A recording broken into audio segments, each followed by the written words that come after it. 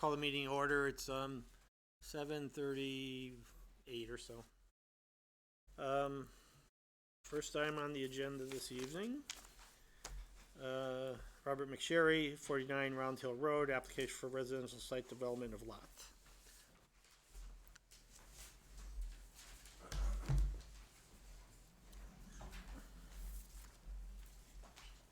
Let me just sign in that way Chris knows who you are, but.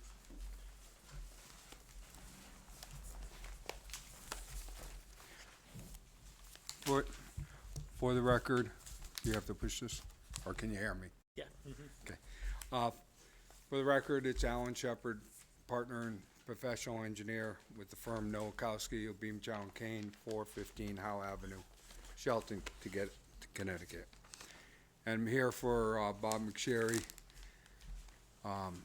These are the lots that it straddles Bethany and Woodbridge. So it's 6.5 acres. Now, let me sign in first. Get done with this before I forget.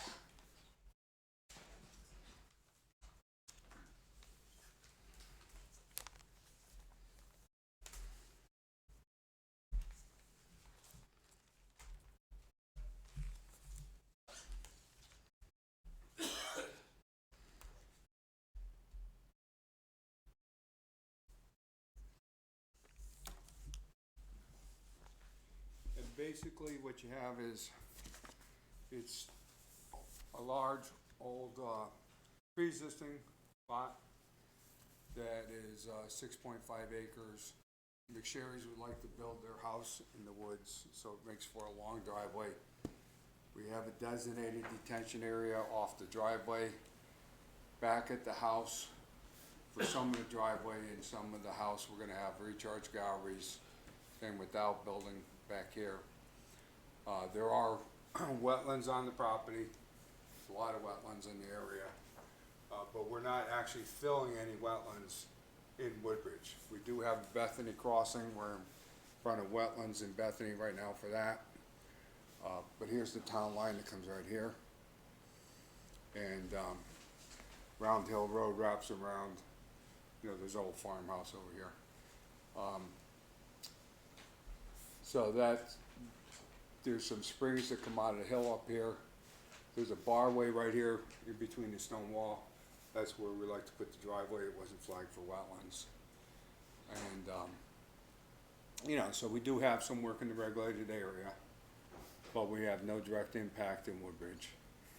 And, the McSherrys like to build their house in the woods. They don't want to clear cut the land, the minimum amount of trees we got the orders that the minimum amount of trees from the wife that we can take down. So, although there's a, long driveway and everything, we're trying to do it as sensitively as we can. So where the driveway is, it's not wetlands where it crosses Right, the spring area there? Right. We had Jim McMahon as flagged for wetlands, and it's not wetlands where we're crossing with the driveway. It's an old farmway. Where does the water go from those springs that are in those isolated wetlands there you're showing near the driveway? They come down off the hill, and basically they don't flow too much. It's hillside weeps, so they're like hillside weeps. And they come down right, there's a stone wall right along here. I suspect some of it may follow the base of the stone wall. But I do have, I'm proposing a 12-inch pipe flanked by two 6-inch pipes on either side right there, just to allow that to flow past. And so I do handle that. And I did take a look at the calculations for that. It's not a big watershed to it, but it is a seep. It is a hillside seep. So the house that you're proposing is 50 feet from the wetland area, that big Correct. wetland area?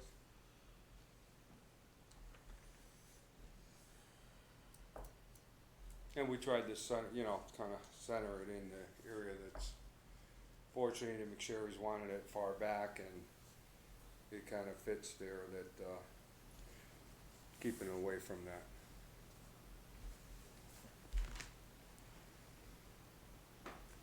Is there a reason why you couldn't move? Oh, but there's wetlands over there too, so, okay. Yeah, it's, there's not a lot of room to move it on the lot. There's, you know, you could possibly put the house up where I got this little detention area, but we'd have to do a lot line adjustment to do that with the neighboring lot. And since they're pre-existing lots, I was hesitant to go down that route. And just curious, the outbuilding, what's the purpose for that? Again, we're dealing with 50 It's gonna store a foot. fire truck, I hear. Oh, really? I hear it's gonna store a fire truck. How's it gonna get there? Well, we're just gonna drive down there, it doesn't come out too often, so, basically, we don't propose a driveway there. We will put in some pavers, these, mats, the plastic mats that you put down in to get back there. But it's not gonna be, it's not an everyday vehicle, as you can imagine. So the septic field's way on the other side of the outbuilding, is that? Yeah, the septic fields, I put those back down here. We tested in the front, we tested over here, we tested around. That was the best spot that I could get the spread for the septic system. So nowadays we have to have a spread, that's the widest part of the lot, so that worked out okay for that. How large, how many bedrooms in the house that? It's a 4-bedroom house, I think, that's what it was.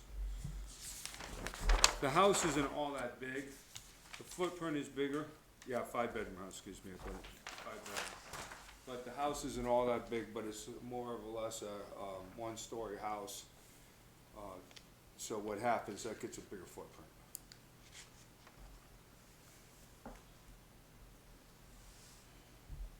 Okay.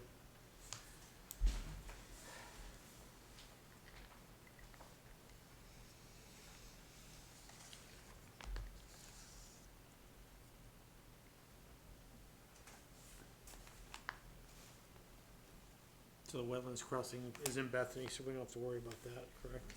Correct. Chris? You get to worry about that? Somebody does. I get to work. Somebody in the room, but Chris gets to worry about that one.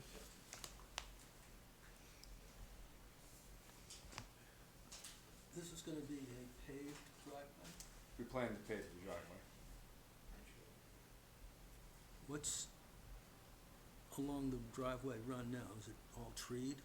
It's all treed, and we kind of picked the driveway, and I got a driveway profile you'll see in there. Kind of picked the driveway to keep it on or close to grade. We want to try to save as much, we don't want to clear as, Bob's wife wants to drive through the trees, so we have to, there's not a lot of cuts and fills for the driveway, and we're gonna try to save as many trees along the way as we can. Do you have clearing lines on the map at all, or? Yeah, we got the limited disturbance lines on there. And I kind of follow, you could see, if you're looking for it, that's the old farm trail that went into the property. So I'm kind of following that, so, it's at the toe of the hill and cutting down through where the barway was.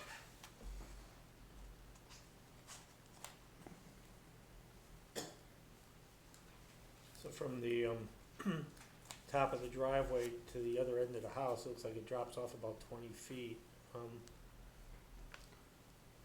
Just trying to,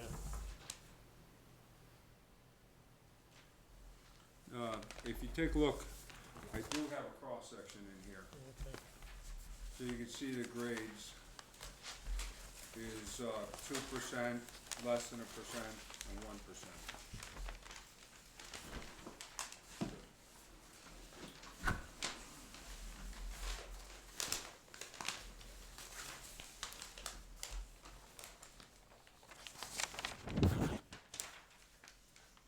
It's fairly flat going in there where we got the driveway.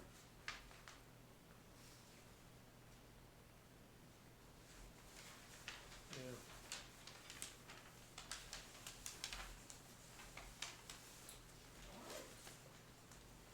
Is that fire truck turnaround all gonna be paved, or is that just gonna be something else back in there? We were proposing to pave it, but I think we could consider something else. The wife would prefer some kind of stone. She doesn't want it to be an asphalt jungle, as she likes to call it. From edge to edge,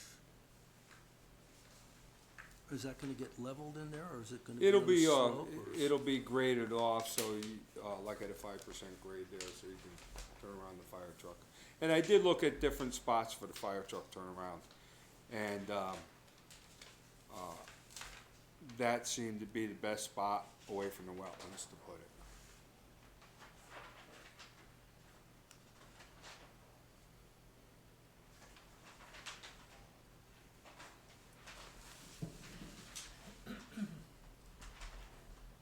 Chris, probably should have Jim take a look at this too. I just, there's a lot of, there'll be a lot of paving, even though it's a flat area, be a lot of paving that has to be done to get that driveway all the way in there. So, you know, I'd kinda like to have him take a look at drainage issues on that, so. What is there, Yes. yeah, okay. Is the outbuilding gonna be conditioned at all, or have electrical, or? We'll have electric. That was Bob Boucher, the mom. I have a 31 Aaron's Fox fire truck, and I like to try to keep it in a temperature stable environment. I put a lot of effort into restoring that truck. I drive it about 4 times a year, Okay. but it's kinda, you know, the man cave centerpiece. I mean, how are you gonna get it in and out? I mean, what's the planned route? Plan route would, come up pretty much where the, septic line is. You know, we'll prepare that, base there for the septic line, and then continue on up through the back of the house to the fire truck turnaround. And we plan on, prepping the underground, under the topsoil with some gravel, so that you can drive the truck on. Would it be easier? But it'd be grassed. Would it be easier to just put the outbuilding where the topsoil stockpile area is or something like that? I mean, your decision, but it just seems like that create a lot less work, but anyway. See, I like the fire truck, my wife doesn't. Oh, okay, so she doesn't wanna be able, Off-site. yeah, okay.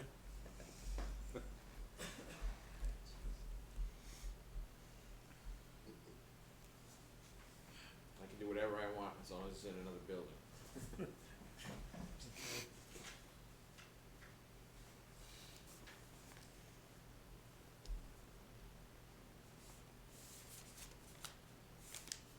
How long's the driveway? I'm just curious. It's over 1,000 feet. It's about 1,000 feet. Can you put a plow in the fire truck? No, I got a plow truck, I have to plow my own shop, so Okay, needless to alright. say, plowing's not a big deal. I'm just kidding. Plus, I got a son that can do it. Mhm. How about it? All right, I mean, I think we need Jim to take a look at this Yeah. and give us any thoughts he has. Yeah, I think so. It's an ambitious project. Anything else while they're here?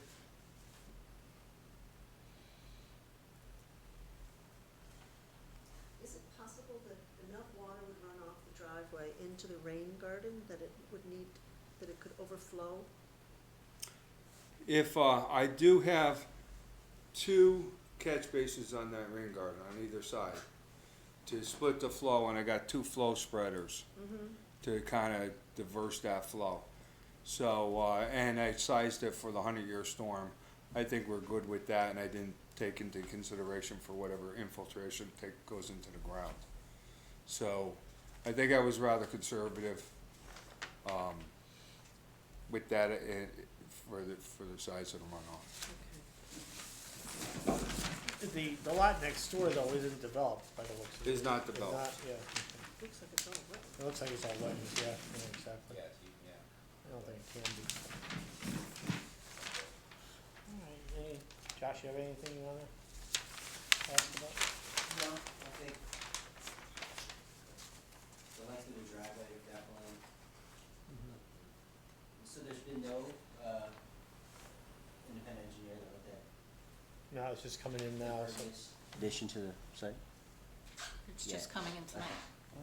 yeah, so we'll refer it That's to Jim to take a look at it, and And We'll you work have it a out. copy of the drainage report. Yeah, we'll give that to him also, and I'm sure he'll be in touch with you, so, until we get Jim's comments back, I'm sort of thinking postpone a site visit until we know what Jim says about it, but unless you guys wanted to do a site visit first, I'd rather have his input, first. I think since it's all wooded, Mhm.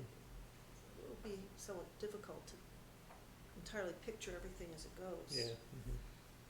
Since there is changes of elevation created here to Mhm. make the driveway. Yeah, so why don't we have Jim get his report to us first, and then we'll schedule a site visit after Yeah. that, so I think It's, that makes more it's sense. wooded enough that today would be tough, let's put it Mhm. that way, slippery, so. Yeah. Mhm. Everywhere's tough. But underneath the canopy, it'd probably be okay, but there's vines and stuff, you know, it's Mhm. classic Roads. Connecticut Mhm. regrowth. Okay, all right, so we'll send it to, Chris Cole Engineering to take a look at, and then we'll continue until next month, and then. Yeah. In the meantime, we'll tell Jim, if he has questions, communicate with you directly, and that way, hopefully you'll make some progress Yep, before our they've next meeting, so, yeah. okay? Pretty clear about that, All right, so. okay, all right, thanks, Al. Thank you. Yep.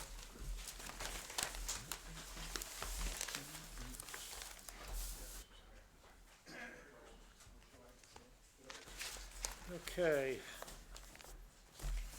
So that's continued. Moving on, Mr. Garcia, 15 Meadowcrest Circle, application for a residential site fulfillment of lot. The record should reflect that we did a site visit in the rain on Saturday and had a fun time. Actually, it was very informative, so.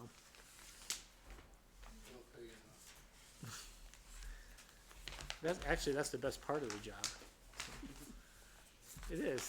No, seeing different things that we wouldn't otherwise really see, that's what I enjoy most, so, anyway. If it was a little more scenic, I would agree with you. but- Yeah, but you always learn something. I like stepping into the test pit and sinking, so. That I'm not gonna go there, okay. For the record, John Paul Garcia and Herb Reese and the Gearings in the matter of development of lot at 15 Meadowcrest. We did the site walk on Saturday. I do have one revised drawing just to show. We had the wetlands reflagged, Josh had asked me, we had the wetlands reflagged, we had them reflagged. I submitted the report to Chris, I'm sorry, it was this morning. Yeah, I gave them all copies. Okay, and I have a revised plan which shows the pocket wetland in the upper corner. That's this one. This is the same? It's essentially the same, it just shows the configuration of that wetland.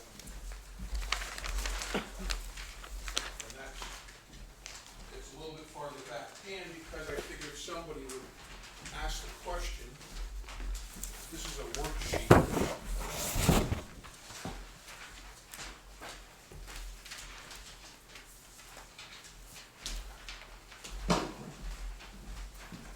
What this is it's an overlay of what we originally submitted with what we feel located. I thought you'd ask that question, so I figured I'd.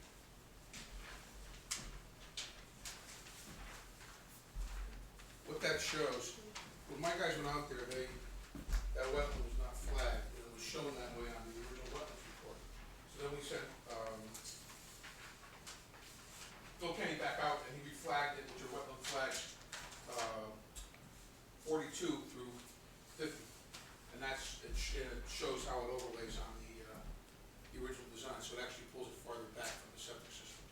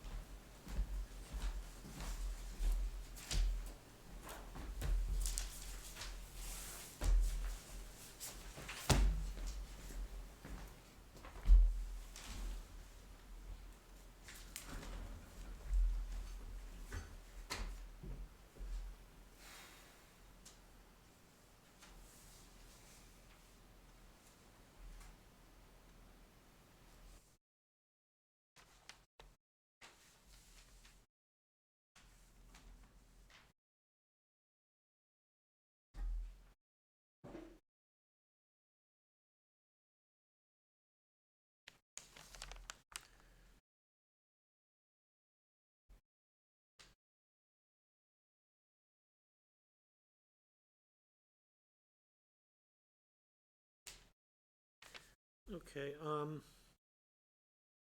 I guess I should start by saying it wasn't as bad as I thought it would be, so that was something, I guess. I guess my biggest concern, is just mine, is the amount of fill you're gonna need on the front of the house, to the grade, We're proposing, I think Jack had asked that question. yeah, It's a garage under on the left-hand side, so it's gonna be dug in, so you're not gonna need an awful lot of fill. oh, okay, all right, It's, okay. the basement is 8 feet lower than the main floor, so it's gonna be like a raised ranch or a split level or whatever they come up with. But the bottom line is the garage will be, Oh, it's and under, the okay, basement fine. level Okay. are at Yeah, I one see. elevation. and then the- 521 and 530, okay, Yep. yep. got it, So we're, okay. to try to eliminate the need for a lot of fill. Mm-hmm. Okay.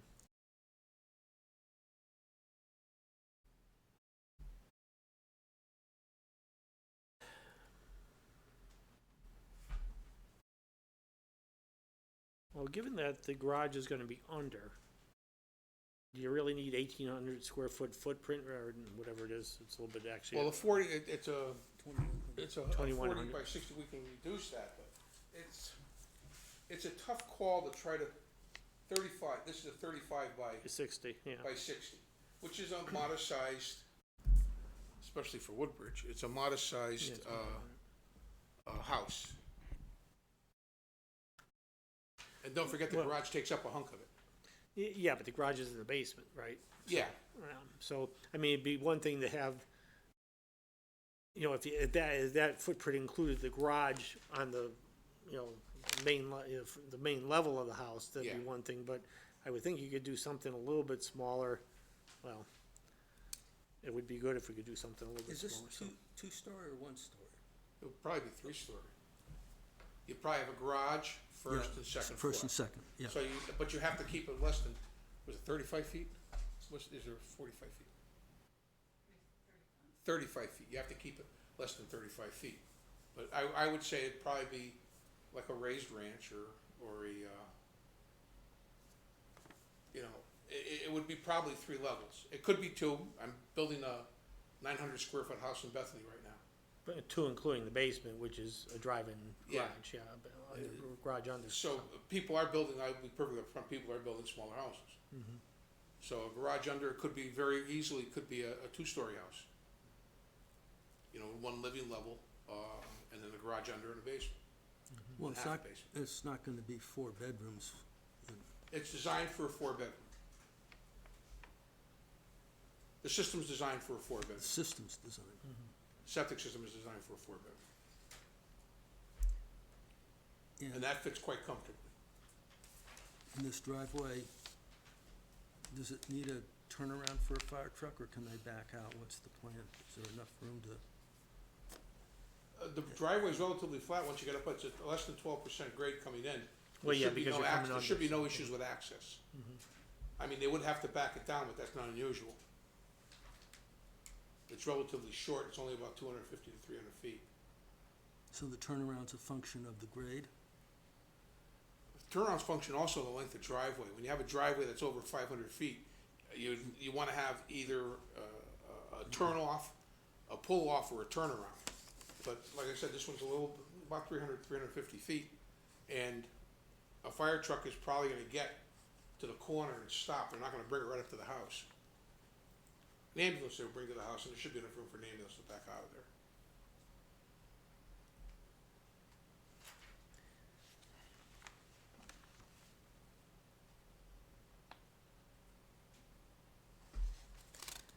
The, other thing I was thinking about, which, I'd like your opinion on, is, you know, that whole wetland area down at near the circle. I mean, it'd be a good place for a conservation easement, just to protect this whole area.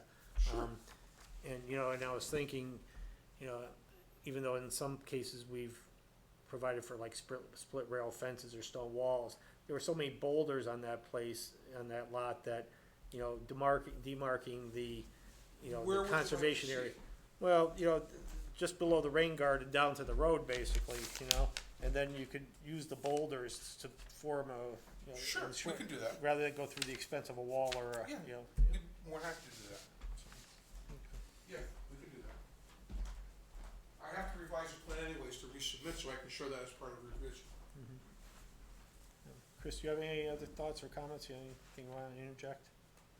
The only other thing, I mean, it's interesting that we're talking about rain gardens because, while they're a nice tool supposedly to use, people tend to, after a while, Not forget think what about they're there for and fill them in and then they're gone. Yeah. So, I mean, I don't know if it, I mean, I don't know what the soils are like. Would infiltrators be able to be used there instead of a rain garden? I mean, I know there's a lot of boulders there. I apologize.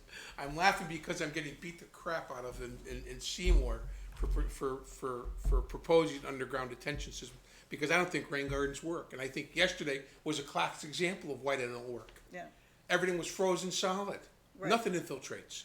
I mean, And I just got beat up by another engineer, the reviewing town engineer, who says, no, you gotta have rain guards and infiltration trenches. I don't think they work. I think they're a maintenance, and I would rather put in, as much as I hate underground detention systems, I would rather put those in. so I'm But just saying, They're instead not of, considered a primary treatment system. Yeah, I'll put them in, I'll swap I them mean, out. it's just that, It'll give them more usable lawn, and that's what's gonna happen. If we I put mean, those in, they're that's- gonna use them as lawn. that's the problem. I mean, somebody, it's lawn, and then all of a sudden somebody says, oh, there's a dip here, something, the kids Yeah. can't do something here, Yeah. and they fill it in, Nobody's and there then to it's police gone. it later, yeah. I apologize, I shouldn't have laughed. It's just No, that's okay. 2.5 hours at a meeting the other night. I mean, it was interesting because, the test places that they did them down in the east part of the state, they worked originally, but then when the second owners came in, oh, no, I need that area for where my kid plays soccer, I don't need that dip there, and I mean, I And can't plus, tell like you. and they don't work 20% of the time. Yeah, You get a day like, 3 days now, everything's been iced up. I had a half-inch ice on my vehicles and my fences, and nothing functions in that kind of ice. Right.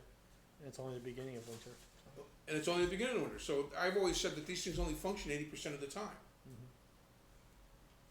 But I'll be more than happy to swap it out for underground.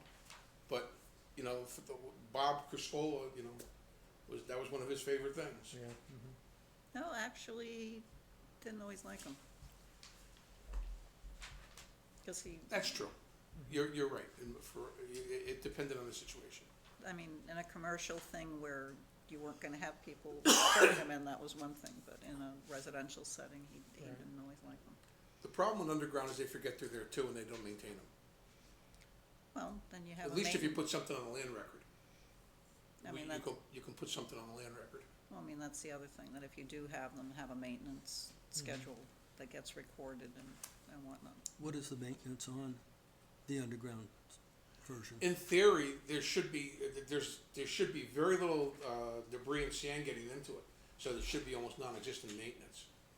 It's just a matter it takes the water. I mean, just keep the pipe from getting plugged up. Would you have an access point and you have to vacuum it out? Is that like a? If they storm had to, drain? you'd probably take it out with a shovel. But again, there's almost sediment is a function of how much road sand you put down. And, driveways just don't get a lot of it. I mean, half a cubic foot on a driveway is a tremendous amount, believe it or not. But how about coming from that, that ground is pretty, Yeah, but then you're not gonna get continuing erosion. It'll stabilize you. And the rain garden is only for roof leaders and a little bit of the driveway.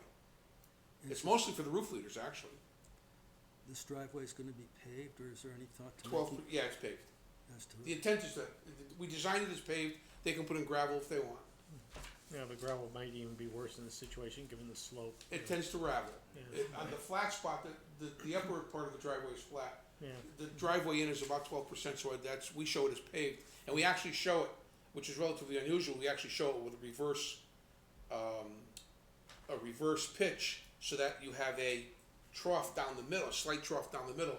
Because if you look at the location of the catch basin at the end of the driveway, we wanna make sure the water gets into that catch basin. So rather than having a crown, we have it actually as a reverse pitch. and you think it'll take the corner and listen to the, behave in the driveway and take the curve and actually make it down to the bottom there, that way? Yeah, it works. It does work. It does work. how do you, Will the plow work on a, Yeah, because it's a slight pitch, it's not a deep pitch. And a driveway will defrost faster than the ground. If you look at a day like today, most driveways are clean. Anything that has salt on it or sand, salt sand mix is pretty clean right now.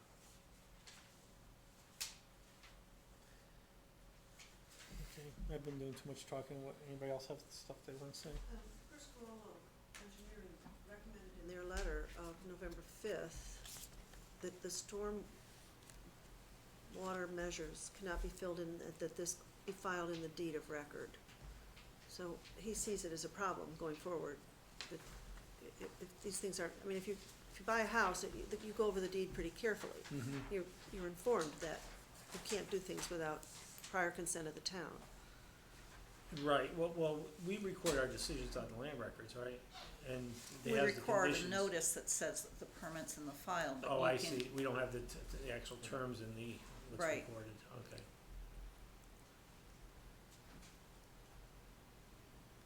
But if it's of record and there's a reference to a permit that, There's a reference to a permit, but the maintenance, if there's a maintenance thing or anything like that, that can be subject to being recorded as part of the deed, so that it's there and anybody who's purchasing or transferring the property sees it right in the deed. you may wanna look at changing the way the permit's worded and recorded and have actual conditions listed on there, but we could talk about that later, so, Yeah. yeah. I mean, typically, I'll add in, it'll say subject to standard conditions, and if there's special conditions, I'll add those Oh, so in the as the special special conditions are added conditions in? as a separate. Oh, okay, well, that should cover it then, as long as we treat it as a special condition,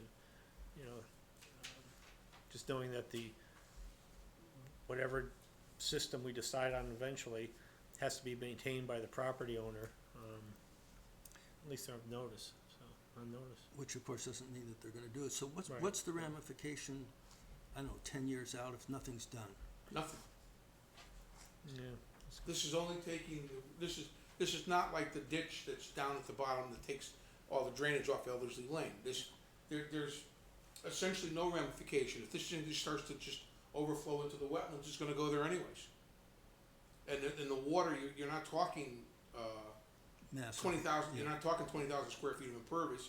You're talking 1,800 square feet of impervious, which is times an inch is 180 cubic feet. That's the first 1 inch water quality volume. 100 cubic feet, so that's 800 gallons, 900 gallons of water.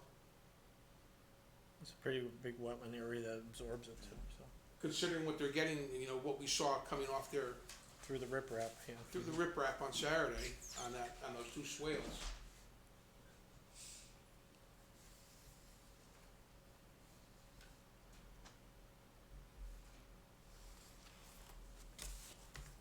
Is there anything in zoning regulations that addresses percentage of a lot that has to be usable land in any fashion? There is now, but Yeah. this this particular pre-existed. lot antedates that Okay. regulation. So this lot was created prior to the Wetlands Act, so it doesn't have to be built on as of right. I mean, up until a period of time, 1987, if you created a lot prior to wetlands, you were able to build on it as of right. After 1987, we've had occasionally lots where this commission or agency has disapproved it. Since that time, planning and zoning has changed its requirements regarding lots, and now you have to have a buildable area. And that buildable area has to be able to fit a square of 150 feet, and that square can't contain wetlands, slopes over 25%, public utility rights of way and whatnot. So they've addressed Yeah, I it, but thought in this era, Okay. when this lot was created, none of that was, That particular aspect wouldn't apply then, okay. no, it's not In the retroactive. 1950s, these were prime lots.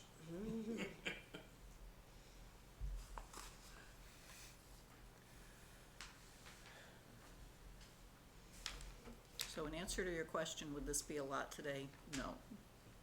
I didn't close.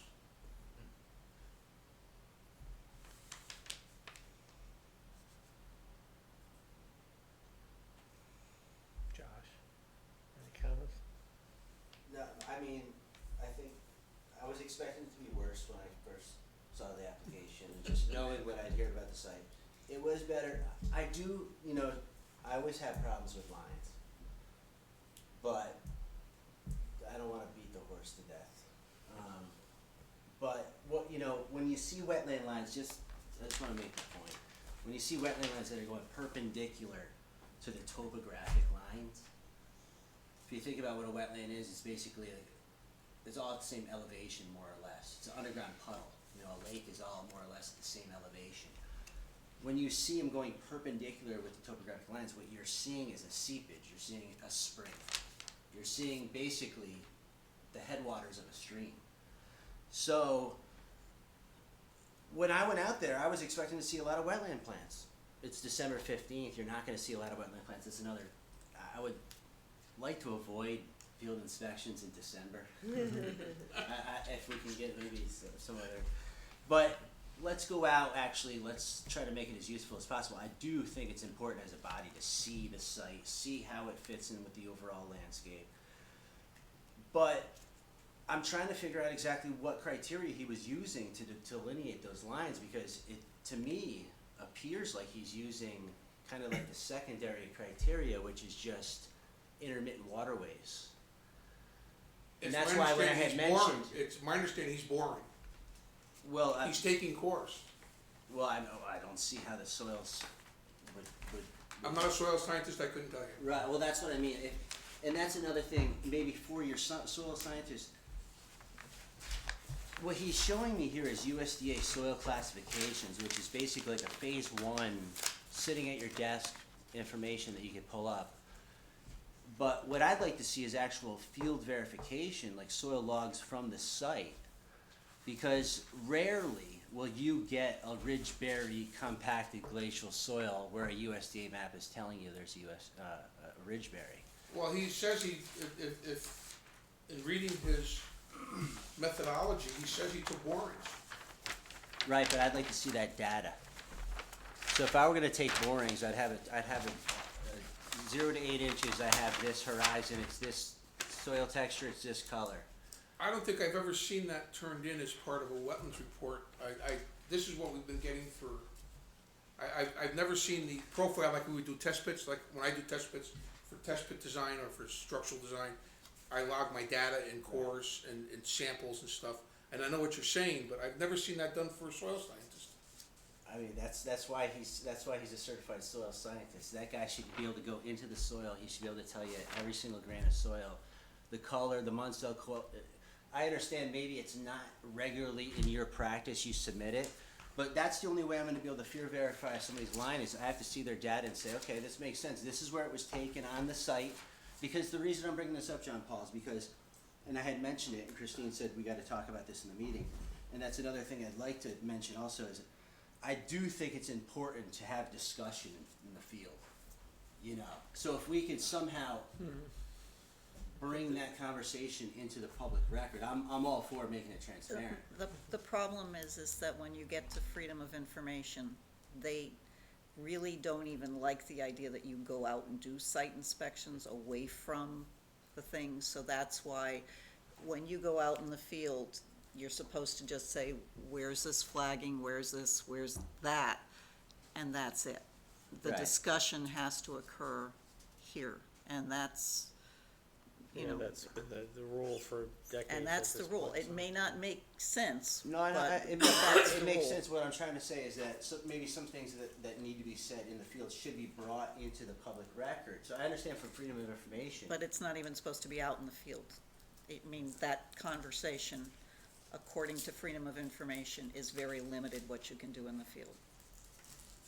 You're not supposed to be discussing the merits or whatever. You're supposed to be looking and then coming back here. And then if you've got questions or whatnot, then this is where you air them. And if you feel that the wetland flagging you're not comfortable with, then that's where you have the opportunity to engage your own soil scientist as an agency to go out and double check what's been presented here. So that's the other option that you've got. You go out there and you come back and you say, hey, I'm really not comfortable with this. I'd like to have our own soil scientists go out there and double check it. And you can have the You can done it a couple times. And the Okay, applicant will, This is where, I think we're, there's one way of delineating a wetland, it's collecting soil, it's collecting vegetation, it's looking at the surface hydrology. That's not the methodology he used for this delineation, because I did not see hydrophytic vegetation. What I'm thinking he did, if you look at his report, if I could find the part in the report that he actually mentions it. The bottom of page 1. Right, well, the regulatory definition, the second part, the act defines intermittent water courses as having a defined permanent channel in a bank and the occurrence of two or more of the following: evidence of scour deposits, the presence of standing or flowing water, or the presence of hydrophytic vegetation. It was predominant, I didn't see any wetland trees at all, it was all upland trees. So if I was out there, John Paul, I'm just saying, from my experience, I would be hard pressed delineating a wetland with the 3 criteria. Now, if he's going off the intermittent waterways criteria, which is definitely something to be considered, because there was a lot of swales and there was a lot of, as you can imagine, there was even that one part that Christine's referring to, and I said, you know what, John Paul, technically, this should be included in the line. And if you look at your topographic map, you can see the swale that I'm actually talking about. Only the wetland lines stop at wetland line 30. You can see that swale slightly. I understand what you're saying, Josh, but So- I have to trust my soil scientist. You know, this is why I'm not doing it. This is why he's doing it. Okay, And he's a I would certified want you to soil- trust the and he soil did it scientist, twice. But I want to trust him also. And he did it twice, and they came up with pretty much the same, the same location twice. The other point is that, and I still haven't gotten a firm answer, or I'm still unclear, but these flags were not surveyed prior to our site visit, correct? Yes, they were. We did two surveys. But last meeting when we had met, you had told me they had not been surveyed Only the yet. 4 in the pocket. That's why I gave you the sheet that 50 through 54. Those are the only The ones. front wetland. That had been this- surveyed. That had been surveyed. Yes, you have the report Okay. from 2017. There's an original wetlands report that we submitted in October. And then somebody on the commission had said, well, it was 2 years old, can you please have it reflagged? Right. We then sent him out in November of 2019, and he picked up that pocket wetland at the top of Right. that pocket wetland at the top of that he originally, if you look at his 2017 report, he thought it was way up here. He thought it was off the site. I When guess my guy- that's when my really, guy if I were to surveyed ask it, him and they said- if he was sitting in front of me right now, I'd say, what are you using to delineate this as a wetland? Because Right here. I have no idea what he would be using. Well, he says he dug, And for you, that affects your project. here, Right. this shows the overlay of what we I designed. understand this. I understand that this was what your survey crew identified. And then this is what he identified. This is what he's identified. This has been surveyed. I understand that. And But he said what he the did it- criteria is, because all he's saying is that there's these 3 soils that are present on site. And he's saying it's a Ridgeberry, Leicester, Whitman, extremely stony fine sand. And he says he cored it. He says he was looking for, soil types were identified by observation of soil morphology, to observe the morphology of the property soils, test pits and borings to a maximum depth of 2 feet were completed at the site. So he went out and did what every soil scientist ever worked with done, is he took cores. And he identified the boundary of the poorly drained, or very poorly drained soils. And I have to trust him on that. You know, I have no way to second guess him. Well, you have no way to second guess them, but I could say that I did X, Y, and Z, but if I haven't no data to support what I'm saying, I'm not saying that this is what happened. But if he went out there and he did 2-foot soil borings, he should have data to support what he saw in those 2 feet soil borings, because that's the entire basis of your delineation. I think all they're looking for, and I think the way And they as an do it, engineer, and I John may be Paul, wrong, I would want to know why he is, where these lines are coming from. Because what I'm saying to you right now is that I don't even know if you have a wetland at the top of your site. I don't even know if that's a regulated area. I don't even know if this is technically a regulated area. What criteria is he using it on? My question is that swale that came across your driveway, why that I'm just looking at things and going, why exactly? And if I have no data to say why, to answer those questions, I'm gonna say, where's the data to support that? Because what I see out there is a little bit different. And to send another soil scientist, this is another, we could just, I think this is something to discuss.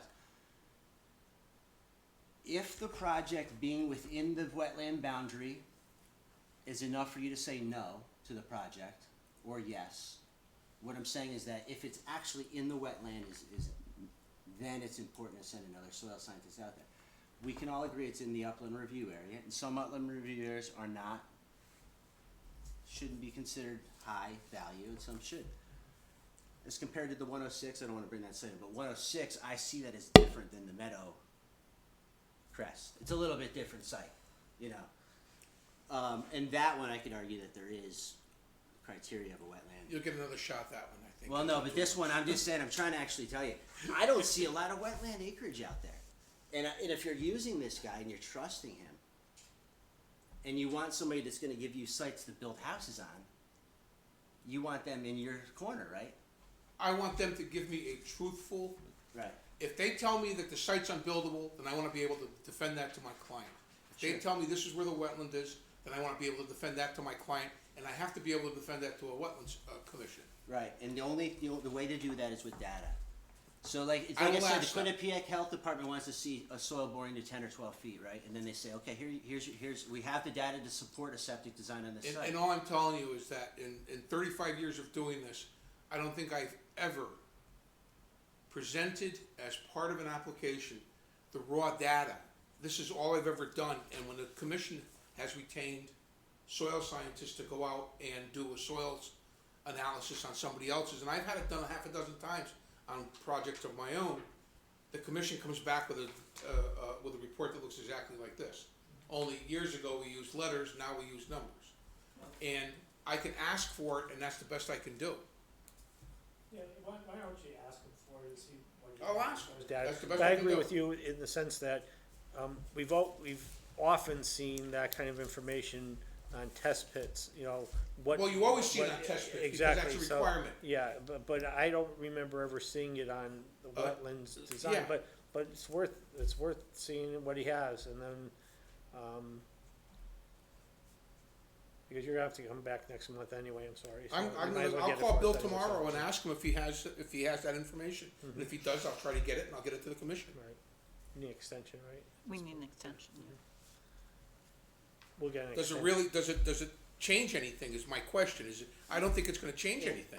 I feel like, well, you've been using him on almost all your applications, so I wanna feel comfortable with the line. If I see somebody's data, where they're collecting soil borings from, does this make sense to you at all?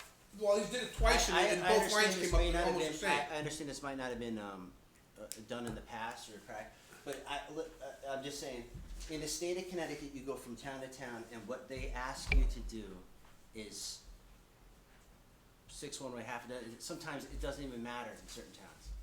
Most towns, they wanna see a line, and that line is defined by what occurs 0 to 2 feet, Right, and to see the poor or very poorly drained soils.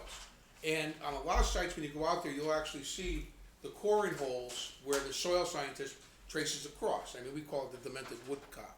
But you'll see a line of holes where he's looking for the differentiation between uplands and wetland soils. right. And you'll actually see that where he hangs a flag. Sometimes you do, sometimes you don't. But What I would like to see, and this is just what I would like to see, if I was actually gonna review somebody's line, would be a plan with the line. And exactly what you just described to me is a transect across the wetland line, so you have maybe 3 or 4 or 5 different soil logs. One of them shows an upland, one of them shows something getting close to a wetland, one of them shows something in the wetland, soils data that actually, I can ask, but I don't think I've ever seen that. And I don't think, and I'm gonna tell because you right now, what I these don't are, think I'm gonna John get Paul, these USDA soil, what these are USDA soils maps that have been, if you went and field verified these things, you would get maybe one of them that would He be an hangs actual- flags on the demarcation line, and we locate those. So that sketch is just to tell me where the flags are. I've actually gone out and field surveyed the locations. I didn't just copy them off his map. Those locations are all field surveyed. Okay. He hung a flag Well, where that's, he says that's the why- that's demarcation what I'm line saying. is. So just for example, when you have a line that's going perpendicular down a slope, on one side of the line, you're telling me that soils data is this, and on the other side, it's that. That's what he's telling me, and that's where the line But is. when you have 10 feet of separation in topography, or 12 feet of separation between two things, to have the exact same soil profile in those two things is, I mean, right? No, You go I'm on top of a hill and you dig a hole, the soil's gonna look different than the bottom of the hill. Not necessarily. When you get a soil profile, and this is very common, and I know this because I've done an awful lot of holes. You dig a test pit, and I'll give you an example of the project we're working on Seymour.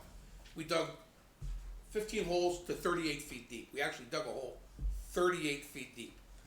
The profiles are almost identical wherever we are on a site, and there's probably 150 feet to 170 feet difference in elevation from the bottom from the road to the top of the site. And yet, wherever we dug a hole, the profile was almost identical in the first 15 to 20 feet. Once you got down below 20 feet, you started to get a more compact, which is what you would expect. You started to get a more compact material. But the profile itself on that entire site was almost identical. I've done other sites where you have test pits going up a hill, and you might have, and literally water at 4 feet in a test pit next to the road at the bottom of the hill. Water at 4 feet. Get up to the top of the hill, no water at all. And I've had just the opposite. You get to the top of the hill, and I can think of a site in Weston I did, where the entire ridge had water at 4.5, 5, 6 feet. At the bottom of the hill, where you expect to see water at 5 or 6 feet, we went down 15 feet and we didn't find any water at all. But yet we followed all the way across the ridge. The name of the subdivision was called Reading Ridge. And we probably dug 200 test pits in there. That's why we dig test pits. I don't make generalities on what I can't see. Right. See, I guess, maybe I've had a misconception on this process all these years, but I thought what a soil scientist does when they go out there and look at soil types, he'll take a sample, okay, this is a wetlands type soil, and then 10 feet away, it's not a wetlands type soil, but I'm not sure he would really keep a log, say, and he'll put a flag where the wetland soil is, but he wouldn't necessarily you have a log of where the 10 foot away was, because he didn't need that Exactly, they anymore. never do it. All he does is he So drills the hole. Isn't that what you And would I've do watched as a What you're wetlands gonna site? do is you're gonna show A and B, Right. and you're gonna show your line go between A and B. A is an upland, B is the wetlands. And that's what I've watched him do. Now, He drills are a you hole. gonna have 5 or 6, you're right, are you gonna over collect data? No. But you're gonna have the most important data, where I'm drawing a line on a map, and you're gonna give us a reason why the line Yeah, but goes he on wouldn't the even be map here. drawing a line down the field, he'd just be putting a flag, wouldn't Right, he? the survey crew Yeah. is the one that actually surveys it and puts it on the Right, line. okay. And that was another reason, I'd like to have it actually surveyed.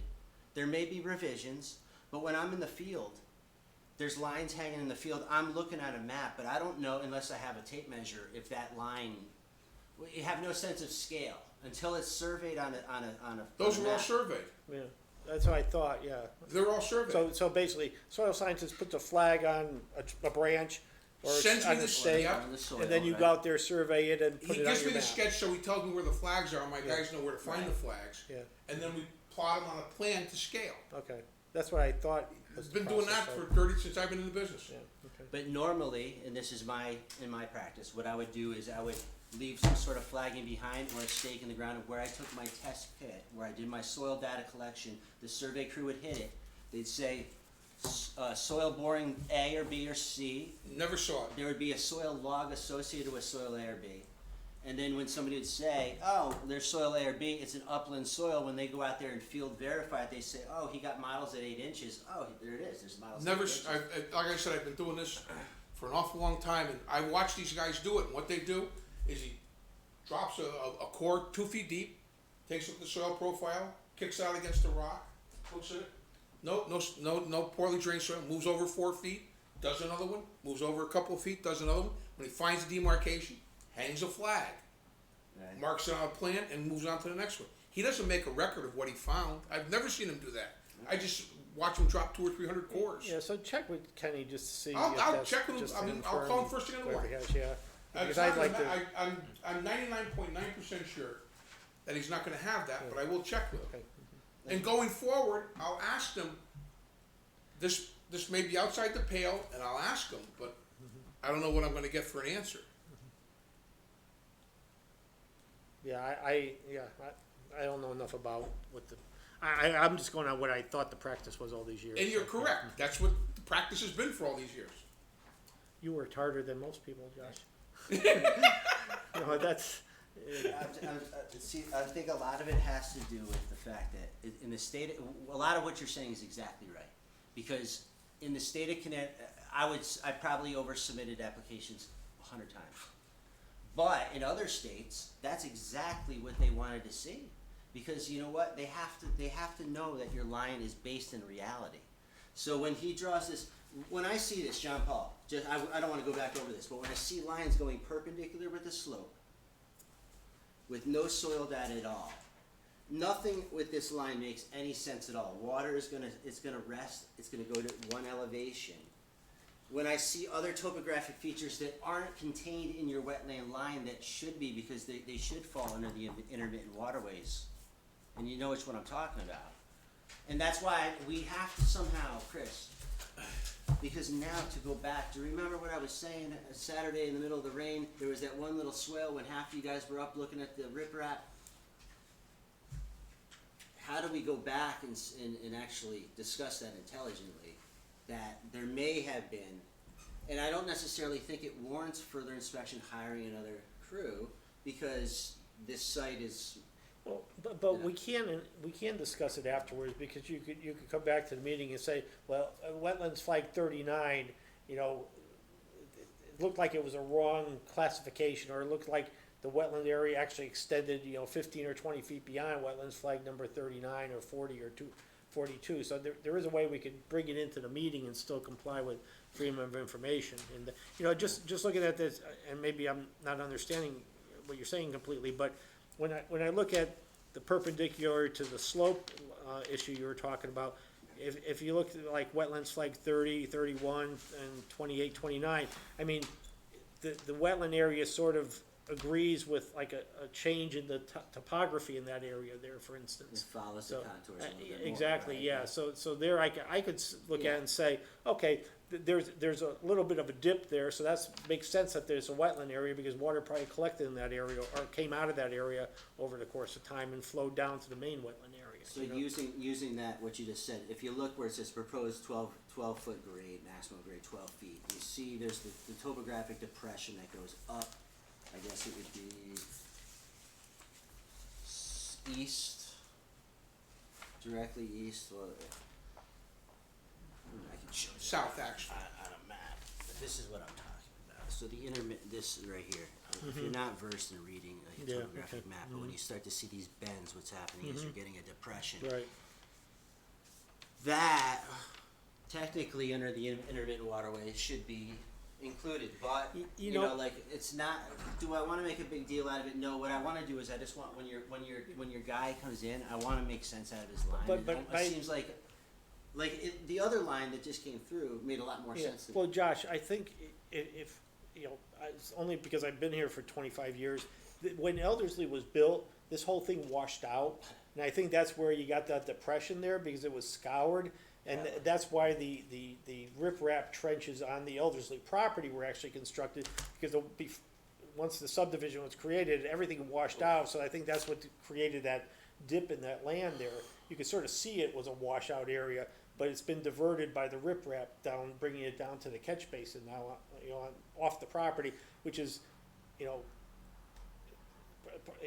I'm just guessing, but before Elderslie was built, it was probably not that dip there. Elderslie was built, it washed out, it was a big mess, that whole cul-de-sac was full of mud, and then they built the riprap area to divert the water from flooding the lot. That's my guess as to what happened with that, just based on. I mean, it could be. All the That's- water, it's- we had what, we had 3 swales on that lot next door? 4? 3. No. Two, No, Two it or was just three? the one, and then it No, splits. there's one, And then it splits, cause it carries the split from in the road and carries that down through the lot, and then there's a swale that goes up Up. along Yeah, the so there's back of the two. upper Yeah. lots. yeah, so there's at least 2 swales that cut that lot on Elderslie off from this lot. Yeah, Yeah, intercept the water that was And that's what draining that from the water's flowing subdivision. pretty good when we were there. Well, yeah, but I think that's where the scouring took place way back when, which Yes. For sure. indicate, would Yeah. otherwise Oh, yeah, indicate I it might wouldn't be a be too wetland surprised. area, so. There's yeah. definitely a lot of water moving through the hill, and that's why I Yeah. think there's these springs that are popping up. And it, obviously, we walked through that test pit, and it was very soft. Yeah. Like that, I just wanted to make that note is, if the line isn't gonna make sense, I wanna, if I saw that. In I'd say, oh, it makes future sense. applications, I think I'm gonna have to ask her that before the guy goes out there. I'm 99.9% sure that doesn't exist.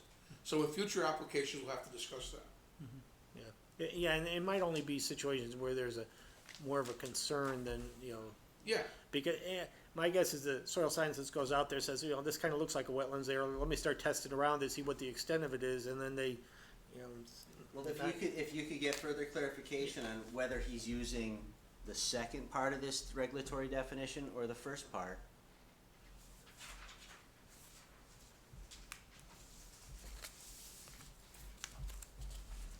Because he's not using the first part.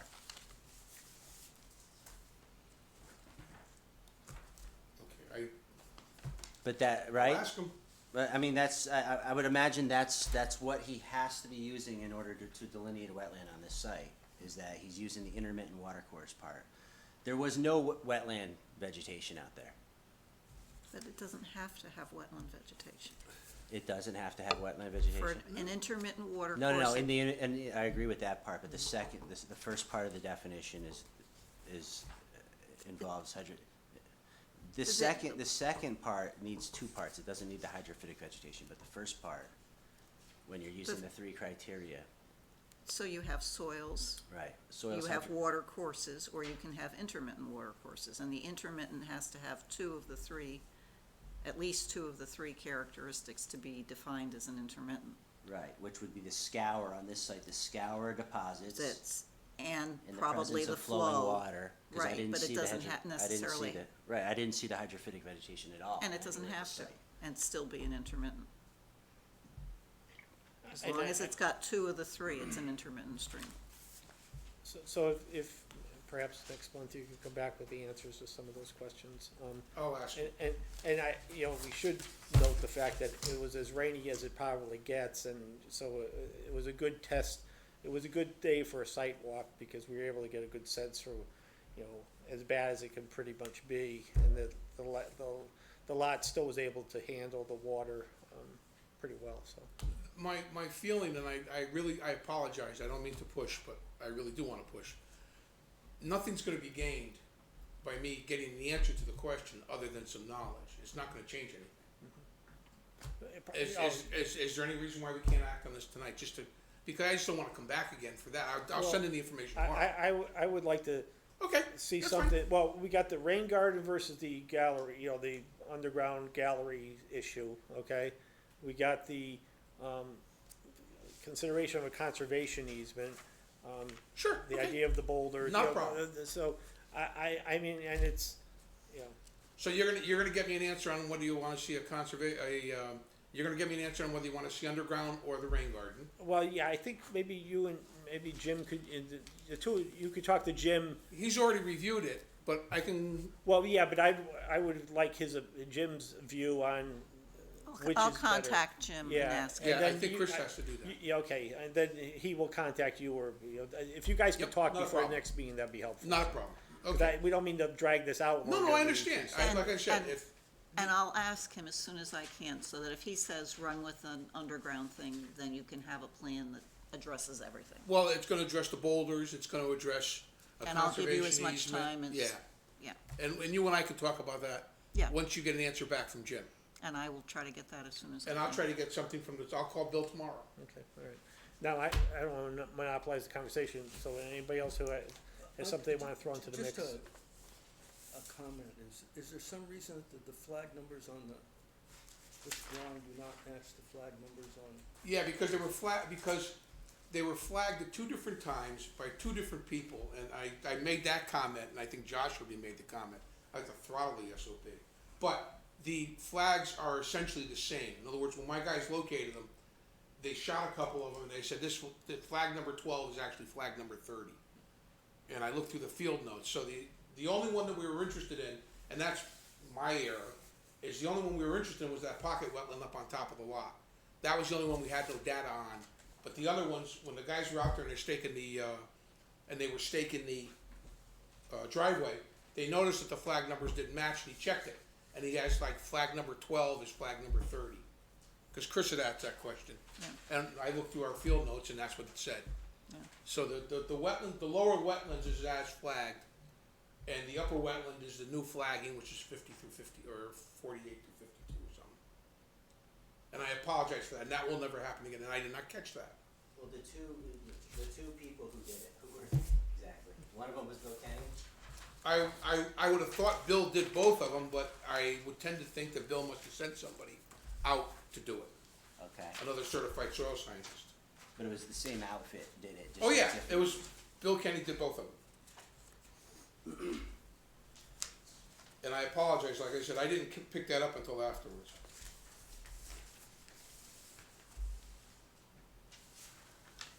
Does it have who did this?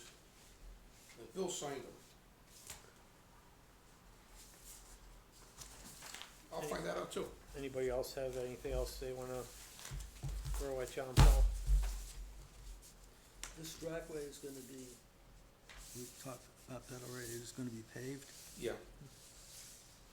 12% you wanna have pavement on it, the gravel starts to ravel. The flat top they can put gravel on, but I would recommend we show it as paved.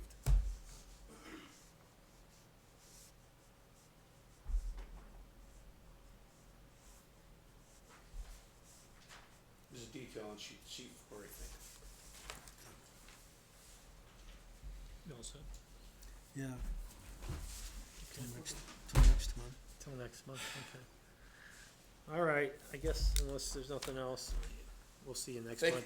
Thank you very much. Just send in an And you can extension to just shoot Chris. me I'll talk, yeah, I'll talk I mean, tomorrow. just give me an extension, email it to me. I'll do that tomorrow. Okay, cool. Thank you very Right, much. thanks. Merry Christmas, happy Same to you. Hanukkah, Yep, happy take New care. Year, and we'll see you next month. Okay, thank you.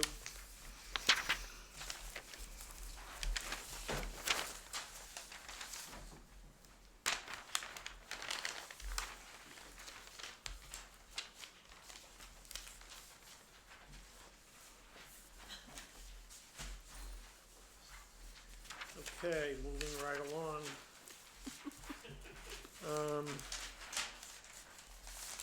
Next item on the agenda, enforcement officer, anything going on? Nope, Good, not with you guys. okay, Busy with zoning, but not with you. that's all right, let them keep you busy. So no site, we'll wait on site visits for the, Round Hill Road property after Jim reviews the application. Next item, regular meeting of November 20th, the minutes. Anybody have any comments? Just one I saw. The first page, the second bullet, Okay. it was found that to accommodate, just needs a two in there. Oh, to put the word to, Two. T-O, okay.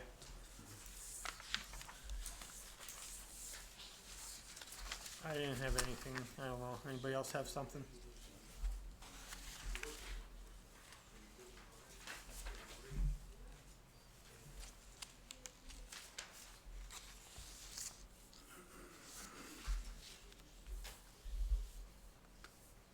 Anybody? Pretty?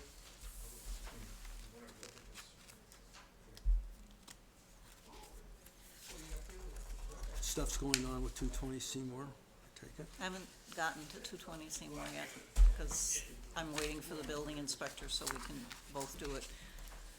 He's gonna officially become a part-time building official, as of January 2nd. Andy Rizzo or, Andy Rizzo, yeah. anybody else have anything else on the minutes? No? I don't, Motion to approve? I'll make a motion to Jack approve. moved, second. Dave seconded. Oh, sorry. All in favor? Aye. Opposed, abstentions? Or, oh, yeah, you know what, I should have taken care of that. Let me just see here. Oh, right. Yeah, Josh is out, so Josh can be seated for Josh. Sorry. All right, then we have site visit minutes, which are very brief.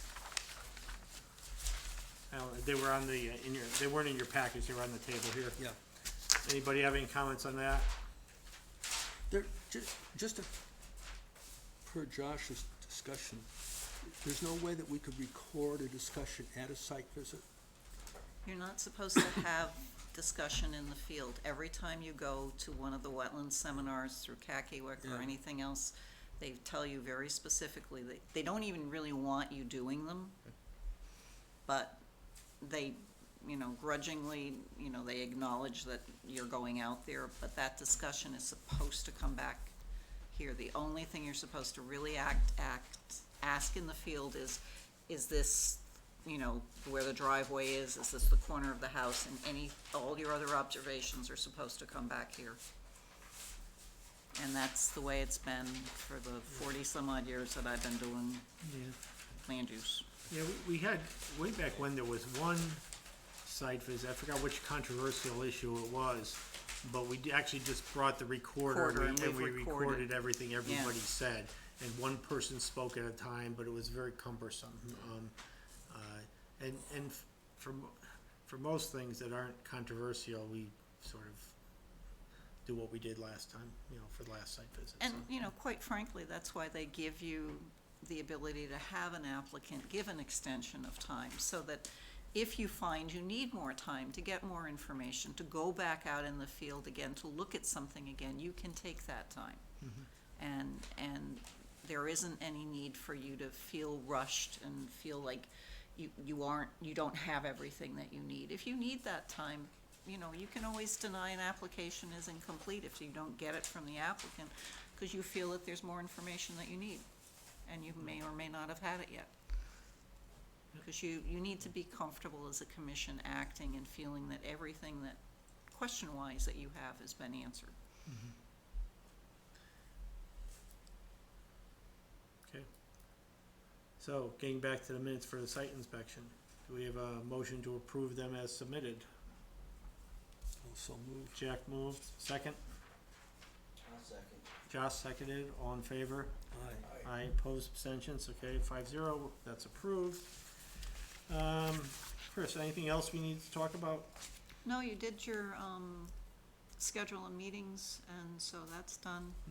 And, just so you know, there is an application before the Wetlands Commission in Bethany for the actual wetland crossing for 49 Round Hill, and that will be the subject of a public hearing there, because it is, directly in a wetland and whatnot. Okay. So, that's where we're at. All right, then, anybody else have anything else they wanna talk about? No? Okay, all right, do we have a motion to adjourn? Barry moved, we have a second, Jack seconded, all in favor? Aye, opposed, all done? All right, 8:50, we're done today, thank you.